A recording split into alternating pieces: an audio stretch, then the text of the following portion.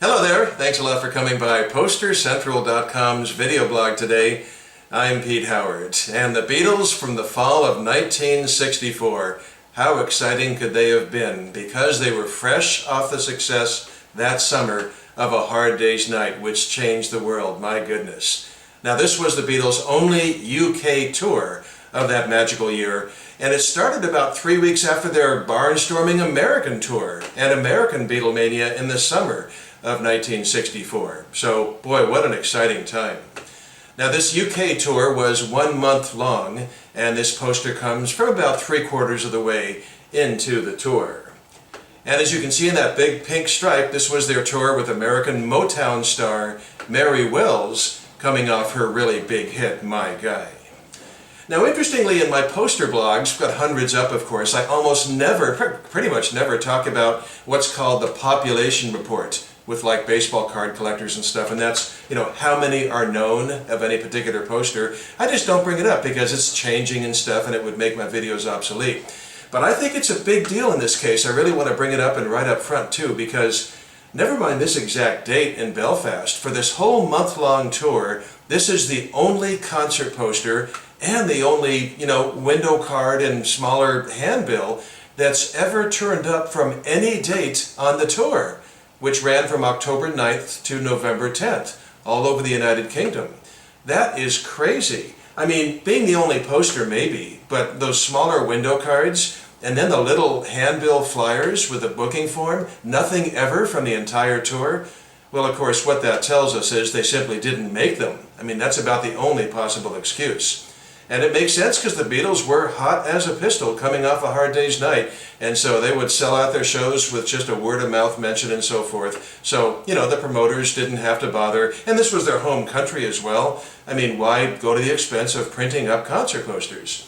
However, and this is a very big however, this particular date in Belfast, Northern Ireland was a last-minute addition to their tour itinerary.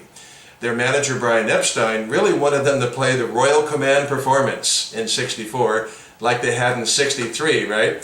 Rattle your jewelry. And the four Beatles, though, they were just getting wary of all this highfalutin, high society stuff. So they rebuffed Brian and just said, we simply don't want to do it. Well, he hung in for a little while, but Eppie finally gave up and went for the big financial payday instead on that date. And he booked this 8,500-seater, this huge venue that was 4 times larger than the average venue on this month-long tour. So a lot of money was brought in. But as a result, they had 17,000 tickets to sell. There were 2 shows that day, on this day, November 2nd, and an 8,500-seat house. Plus the nature of the last-minute booking and so forth, it just made sense that they'd need to, rustle up some advertising and in a hurry. So here you have this. Now, did they also make those smaller window cards and, handbills with a booking form for this Belfast date? Well, guess what? That's where you come in. That's right. I'm going to sort of let this video serve as a clarion call of sorts, I guess you could call it. Let me know if you've ever seen, or certainly if you have, any posters from this tour, or the window cards, or the handbill flyers. By all means, please let me know or leave a comment down below the video. Now, of course, I'm not talking about a ticket stub of the program. Here's a picture of both of those together from another date on the tour, and they're pretty available on the collector's market. I'm definitely talking about the poster, handbill flyer, or in-between size of the window card. Boy, if you know of one from anywhere on this tour, I'd really love to hear about it. So zoom right in on the top box here. It does say King's Hall in Belfast. Now coincidentally, the Beatles had played both Belfast and Dublin exactly 1 year prior in November of 1963. Then in the upper right there it does say Monday, November 2nd, 6 and 8:45 p.m. Then in the white area, Arthur Howes and Brian Epstein. Boy, I'll tell you, Brian's name just does not appear on Beatles concert posters very often, and it is so sweet when it does. In association with Trevor Kane Promotions, present, ta-da, the Beatles with those 4 floating heads. And above their name, again, that really nice tagline, the world's top disc stars. And second build is special guest star Mary Wells, the golden girl of American hits. And then hit recorder of My Guy. Well, My Guy did pretty well in the UK. It went to number 5, but I was shocked to see that's all that she had in England. It was amazing, period. That's it for the 60s. She didn't have another charting record until the 70s. Over in America, she had 22 other charters, and that was on the pop charts. If you turn to America's R&B charts, My Guy was her 10th consecutive top 10 R&B hit. Obviously, that's probably one of the reasons the Beatles loved her. They kept such a close eye on the R&B charts. But in England, just nada other than My Guy. That's amazing.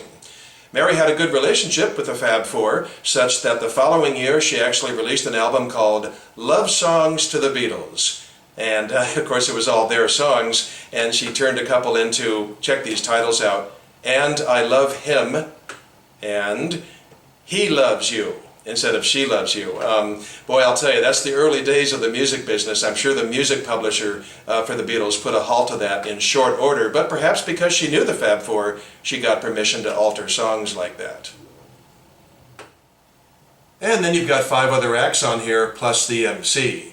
The other acts, nobody got anything inside the top 30 on Britain's singles charts. But the Remo 4, down there in the lower left, move in a little bit, they ended up backing up George Harrison on his Wonderwall music album for Apple, so that's pretty fun.